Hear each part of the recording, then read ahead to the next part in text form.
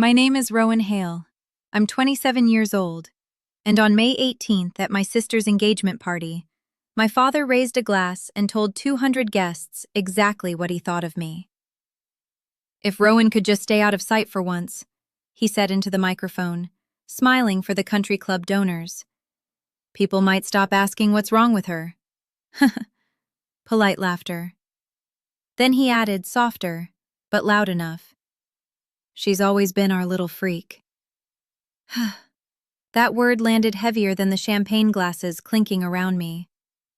My mother leaned close and whispered, "Don't overreact. You know your father jokes like that." Gaslighting always sounds reasonable. Lila, my perfect, camera-ready sister, squeezed his arm like he'd just told the funniest story of the night. I walked out before the cake was cut. If you've ever been the family scapegoat while your sibling was the golden child, comment your state below. I want to see how many of us survived that label. When I got home, the house was quiet. Too quiet. My parents' bedroom closet was empty. The hallway photo frames were gone. My mother's designer handbags? Missing. On the kitchen counter sat a single sheet of paper. 4 words. "Stay out of sight, freak." Underneath it, my house key. Not theirs. Mine. By 10:12 p.m., their phones were disconnected. By 10:26, our joint account showed a 0 balance. By 11:03, I realized something terrifying. They hadn't humiliated me impulsively. They'd planned an exit. And the next afternoon, at exactly 2:17 p.m., someone knocked on my door. A man in a navy suit. Calm, polished, precise. "Rowan Hale?" he asked. "Yes?" "My name is Daniel Mercer. I represent the Hale Family Trust." I stared at him. "We don't have a trust." He studied me carefully before answering. "Your parents would prefer you believe that." My stomach didn't drop. It steadied. Because what my father didn't know was that I'd been the one helping Grandma Eleanor organize her estate paperwork before she passed 3 weeks ago. And what he definitely didn't know? Grandma never liked being lied to. Mr. Mercer handed me a folder. My name was printed across the top. Tomorrow morning, there would be a formal reading, with my parents present. And for the first time in my life, I wasn't the one walking into that room powerless. If you want to see exactly what was written in that trust, make sure you're subscribed. Because what happened at that reading changed everything. The law office smelled like leather and lemon polish. 10 a.m. sharp. I wore the same navy dress from the engagement party. Not because I loved it, but because I wanted my father to remember exactly where he'd last humiliated me. When I walked into the conference room, they were already seated. My father, my mother, Lila and her fiancé. Perfect posture, perfect expressions, like nothing had happened. My father didn't even look surprised to see me. He just leaned back in his chair and said, "Rowan, don't start anything. We're here for adult matters." Gaslighting. Calm. Surgical. Mr. Mercer closed the door. "Thank you all for attending the formal reading of the Eleanor Hale Estate Trust." My grandmother's name hung in the air. My mother sighed dramatically. It's unfortunate she was confused at the end. Confused. That was the narrative they'd been pushing for weeks. She didn't understand what she was signing. What my mother didn't know was that I had copies of every document Grandma signed, and video recordings. Mr. Mercer opened the folder. 2 weeks prior to her passing, Mrs. Hale amended the Hale Family Trust. My father's jaw tightened just slightly. She appointed a new controlling trustee. Lila straightened. She assumed it was her. She always assumed it was her. Mr. Mercer adjusted his glasses. The controlling trustee of the Hale Family Trust, effective immediately upon Eleanor Hale's death, is Rowan Hale. Silence. Actual silence. My father blinked once. That's not possible. Mr. Mercer slid a certified copy across the table. It is not only possible, Mr. Hale, it is legally binding. My mother's voice sharpened. Rowan barely understands basic finances. I met her eyes. I have a master's degree in business administration. She opened her mouth, closed it. My father leaned forward, voice lower now. This is a misunderstanding. Eleanor was manipulated. Mr. Mercer didn't flinch. There are 3 witnesses present on the amendment. A licensed physician verified her cognitive capacity, and the signing was recorded. Lila's fiancé shifted uncomfortably. My father tried a different tactic. Even if that were true, Rowan has no access to the accounts. Mr. Mercer gave him a look I'll never forget. Actually, she does. He opened another document. Under Clause 7B, any beneficiary found to have misappropriated family funds forfeits distribution rights. My father froze. My pulse slowed. Because here's what he didn't know. Grandma had asked me to review the family accounts after she noticed irregular transfers. And I found them. Large withdrawals, transfers into a private account under my father's name. Over $480,000 in the past 18 months. My mother whispered, "That's a lie." Mr. Mercer placed printed bank statements on the table, stamped, certified, dated. This documentation will be submitted to the probate court. The room shifted. You could feel it. My father's confidence cracked, just slightly, but he still smiled. You're bluffing. Mr. Mercer leaned back.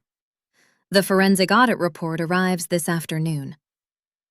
And just like that, the engagement party humiliation felt very far away, because this room was public, and their reputation lived here. The air in that conference room changed. You could feel it, like pressure before a storm. My father adjusted his cufflinks, the same way he used to before board meetings. Control the optics, control the room. This is ridiculous, he said smoothly. Rowan has always been dramatic. There it was, the script they'd used my entire life. Too sensitive, too emotional, too unstable. My mother nodded. She's doing this for attention. She's always needed to feel important. Lila wouldn't look at me. She stared at the engagement ring on her finger like it might disappear. Mr. Mercer didn't react. Instead, he opened a second folder. The Hale Family Trust controls 3 primary assets, he said calmly.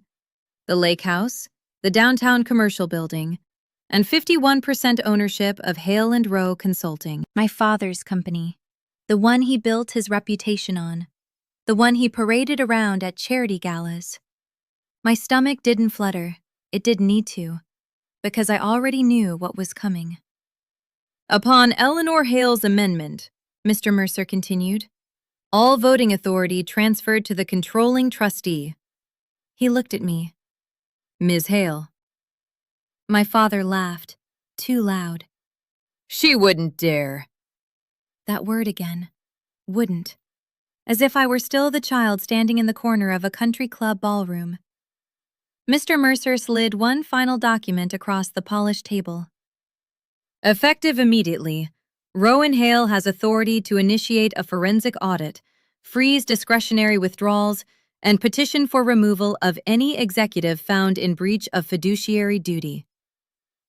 My father's face lost color. Removal?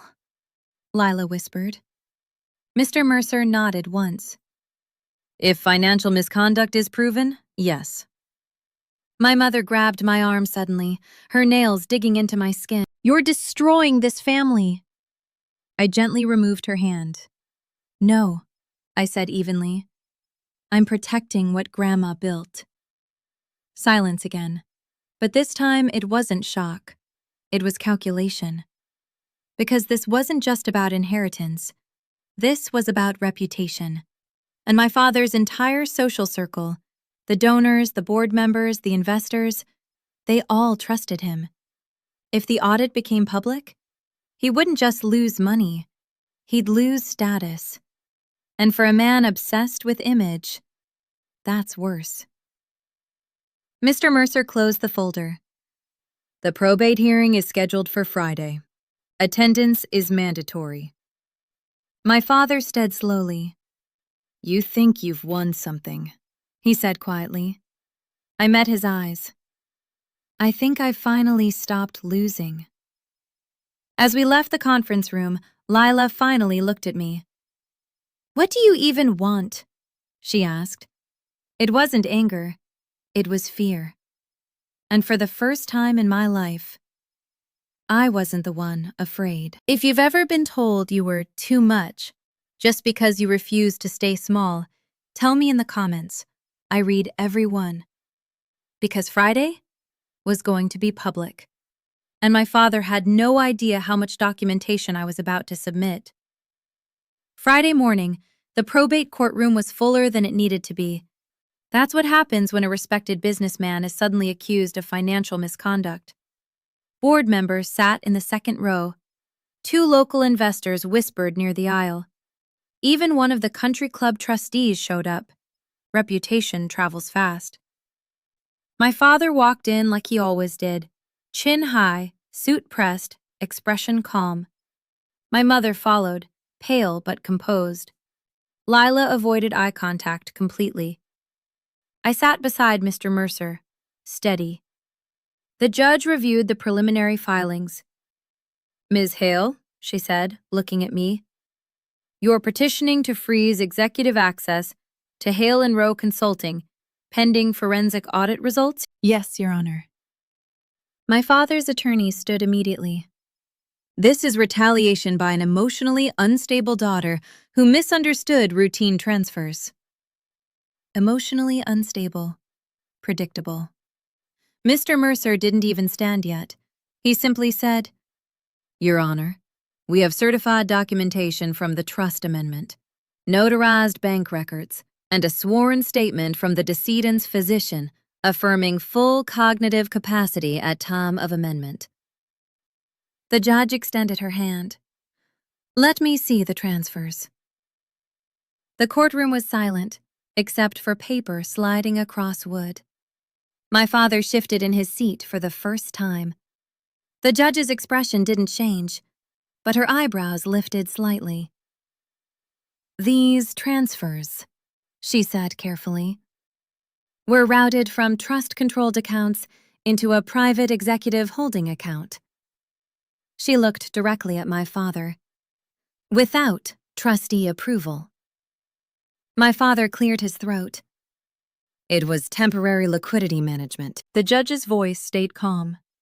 For personal property purchases?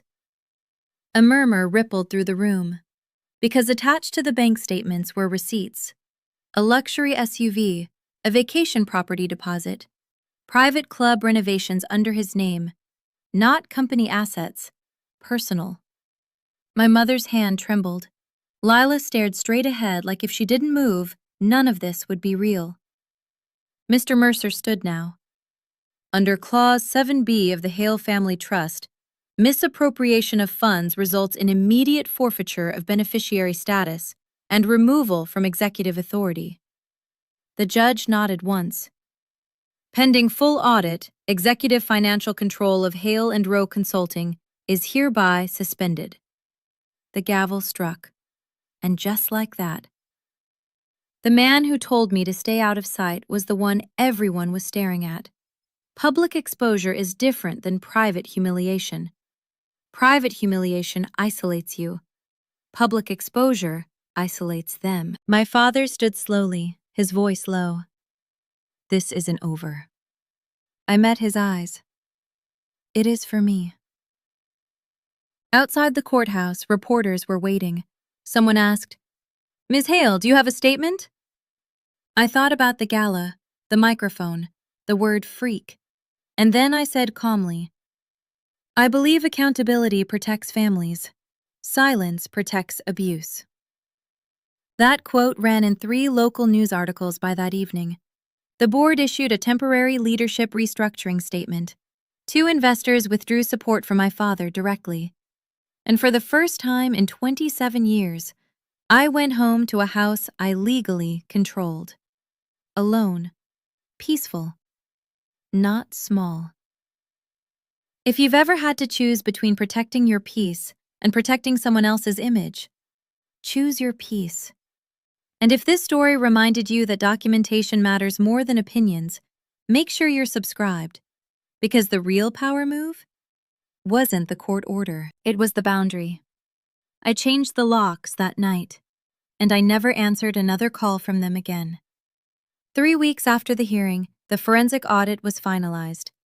$482,613.47. That's how much had been diverted from the trust. The board didn't debate, they voted. Unanimous removal. My father wasn't escorted out in handcuffs. This wasn't that kind of story. It was worse. He was asked to resign quietly. No press conference, no gala appearances, no keynote speeches. Just a short email from the board. Effective immediately, executive restructuring has taken place. In corporate language, that's reputation death. My mother called once, blocked number. "Rowan, we can fix this," she said softly. "Families don't do this to each other." I didn't raise my voice. Families don't steal from each other either. Silence. Then the line went dead. Lila sent a single text. "You didn't have to make it public." I stared at it for a long time before replying. He made it public first. I never heard back. The downtown commercial building now required my signature for any lease agreements. The lake house title transferred fully under trust control. Financial oversight protocols were implemented. Quiet power. No revenge speeches. No dramatic scenes. Just signatures. The country club membership? Revoked. Not because of me, because unpaid discretionary charges were discovered during the audit. Image-obsessed people don't collapse loudly. They shrink. And here's the part that surprised me the most. I didn't feel victorious. I felt steady. For 27 years, I tried to earn space in rooms where I was treated like an embarrassment. Now, I don't enter rooms that require shrinking. I renovated the house slowly, painted over the dining room where that note had been left, replaced the locks, installed cameras. Stability isn't dramatic, it's quiet, and it's powerful. If you've ever been labeled the problem when you were actually the boundary, I hope you remember this. Documentation beats gaslighting. Calm beats chaos. And silence is only noble when it protects you, not them. I didn't destroy my family.